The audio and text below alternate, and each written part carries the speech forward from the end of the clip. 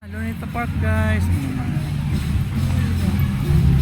Yes guys, Luneta Park January 25. Actually weekend nga guys, Sabado, kaya asahan mong maraming tao dito. Yun, bali takip silim. Yan mas makikita dito ang sunset. Maglaan ka pa ng konti guys, going to Ross Boulevard. Yun, nandun na yung makita mong full view ng sunset sa Ross Boulevard dun sa may Dolomite Sand. Siguro mga 1,000 meters mula dito sa Luneta. Ang totoo niyan guys, galing kaming Biodome dito sa Manila, tsaka mga 300 meters lang layo yun dito sa Luneta. Kaya lang pumunta kami dito kami nagpark sa Padre Paura Street. Tapos nilakad na lang kami ditong Luneta.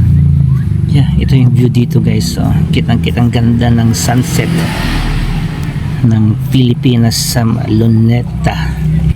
And yes, habang gumagabi habang dumidilim, lalong dumarami ang tao dito kasi maganda ang view dito guys sa Luneta, lalo na yung dancing fountain. Yeah.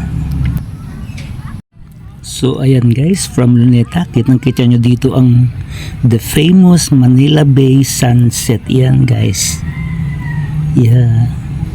Ayan guys, nachimpuan ko one of the famous celebrity on social media.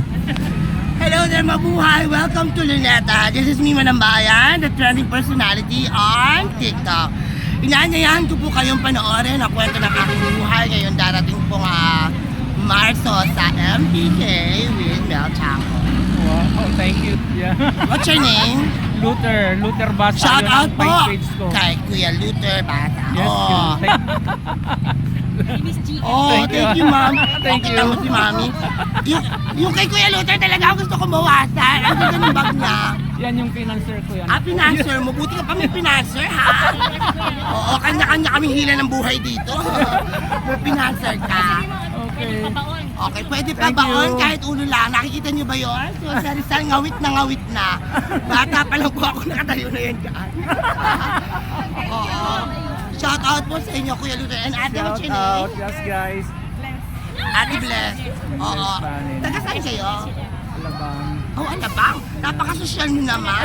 Pinadayan nyo pa yung Luneta. Alabang pala kayo. Alam mo ang pangarap ko dati, nakikita mo ba yung tatlong bituin? Gintuin yun, akyatin ko lang yung isa. Oo. Pero bago ka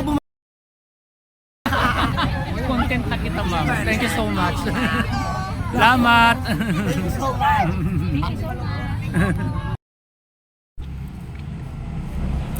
Yes, ayun guys, napakaswerte ko naman. Namataan ko si Otlong. Actually siya guys, sensation siya ng social media. Ayun pala, siya sa more on TikTok daw siya. Yeah, Otlong, which came from the name Multo. Binaligtad lang yung pangalan. Kanya-kanyang paraan guys sa pangalan ng mga tao para lang medyo catchy. I mean yung mapapansin ng pangalan. Sa pangalan pa lang maganda ang datingan. Mayroong may parang multo. Nakakatakot naman. So ayun,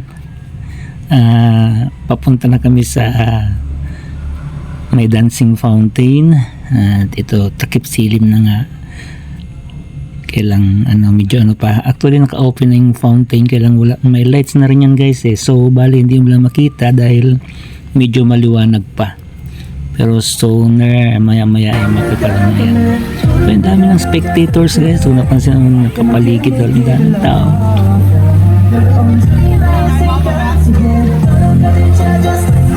Anong petsa ngayon? 25 January 25. Anong oras na guys?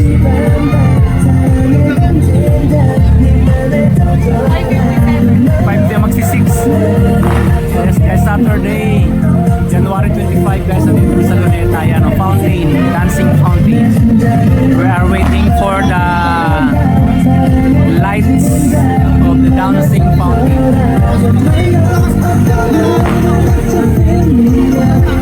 Ayun, ang lakas ng putong water going up, ang lakas ng fountain, pang malakasan guys. Yan. Too many spectators guys. Nakapaligid pa sila dito. Weekend kasi ngayon eh. Kaya yan, daming tao. Galing kami sa Biodome doon sa may Ocean Park. Kaya video muna ako dito. Yan. Yan, ganda na. Meron ng medyo dumilim na kaya kitang-kita na yung lights ng dancing fountain. Ano pa po ko? Pabili ng toy. Toy! Sabi, pabili ng toy. Ayan. Ganda ng kulay ng dancing fountain. Right after this uwi na kasi ito lang inabangan namin guys. Yung lights ng dancing fountain. Ayan, ganda oh.